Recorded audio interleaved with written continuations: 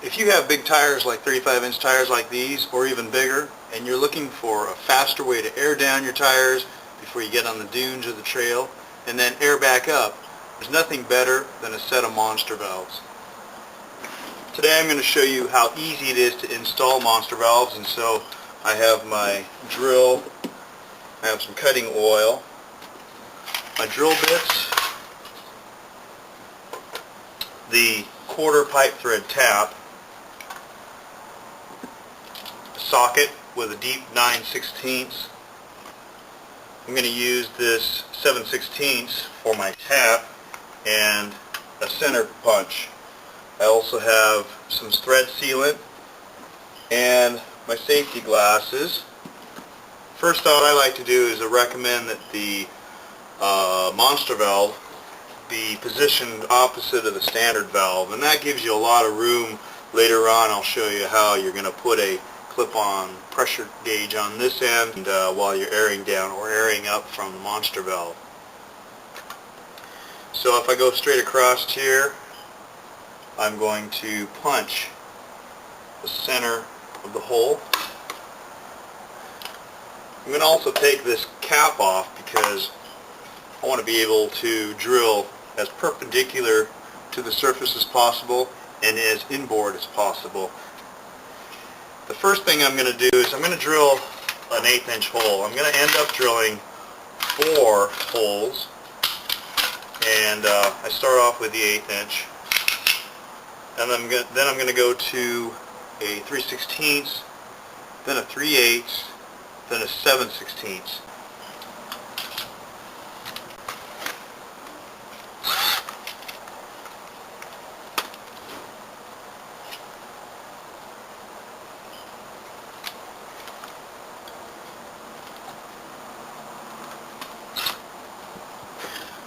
I've jacked up the rear tire and I put it in neutral so I can turn it around whichever direction makes me most comfortable while drilling.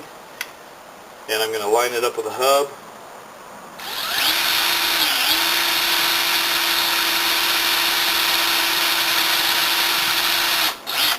I've got full pressure in the tire at this point. I'm probably about 45 to 50 pounds. And what that'll do is if I let that air push the chips out of the hole, then it just keeps the hole cleaner and keeps the chips from falling into my tire.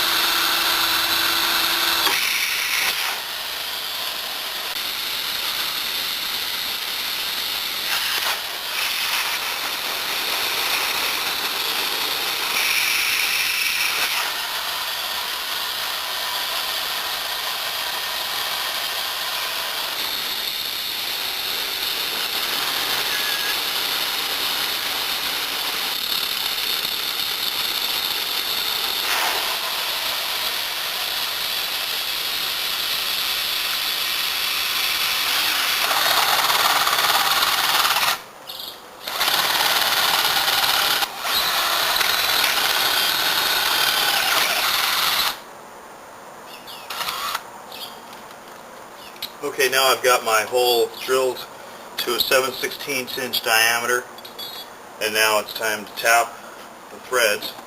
And if you don't have cutting oil, you can use WD-40 or any light lube. The trick to this whole thing is to make sure that this stage gets put in as straight as possible. I'm going to go in really slowly.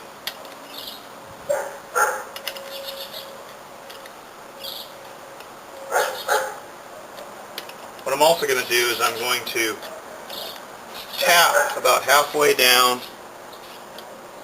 and then I'm going to pull it out and I'm going to check the depth of the threads to my monster valve and make sure that I don't tap too far down.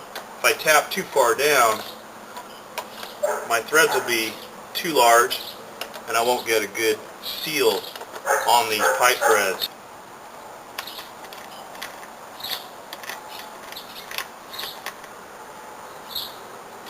So far I've gone down that far. You can see where the chips start, and so that's about not even halfway.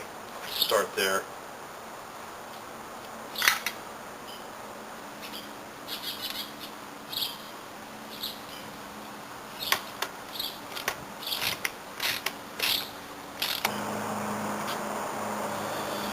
So from the looks of my threads, it looks like I can go down about another 1/8 inch.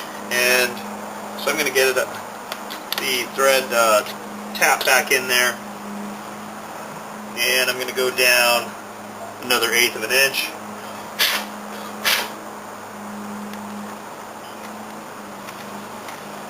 And that's about 3 turns.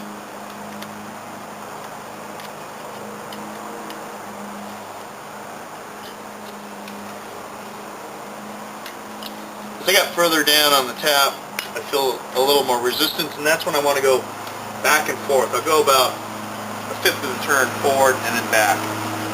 And that cleans out the threads, make sure it doesn't get gummed up on me and get stuck.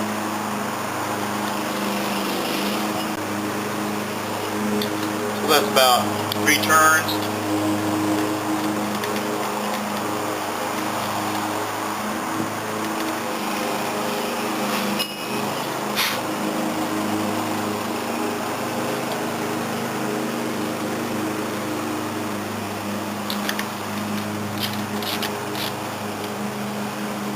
Now remember, on tapered threads, the torque isn't super high. It should be only about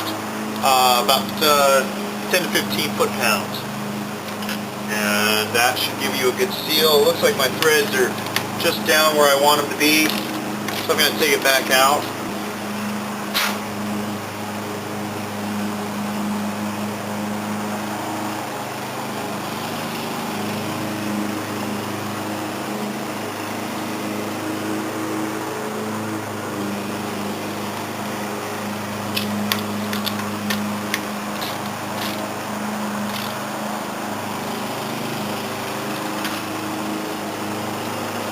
Now I'll let that set up, and I'll come back and test it for leaks.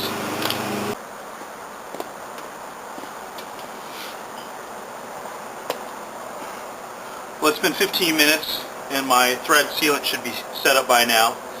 I've taken the jack out from under the wheel, and I've swept up the chips off my driveway. So it's now time to check the monster valve, check for leaks, and I'll also give you a demo on how quick a monster valve now makes airing up my tire, which is a 35-inch on a 17-inch rim. I also wanted to show you, once I established the depth of the threads for my tap on this monster valve here, I put a layer of masking tape around it, right at the right depth, and now when I do through the second, third, and fourth wheel, they'll all be the same depth, and I'll save a lot of time that way. So I've got my power tank already set up here.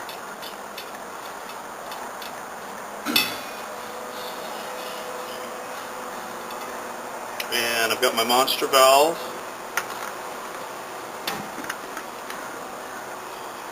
And what I'll do is I'll put my pressure gauge, clip-on pressure gauge, on the stock stem, and watch the pressure go up in real time. I want to go from 0 to 45.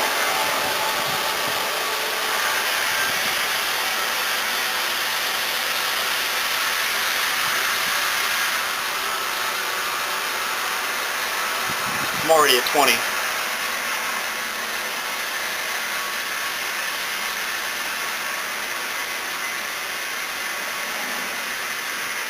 $30.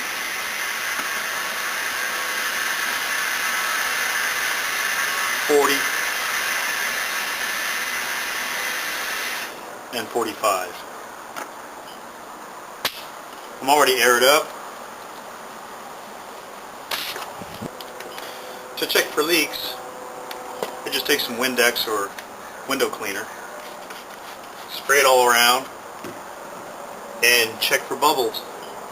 And if I don't see any bubbles, I don't have any leaks, everything looks good,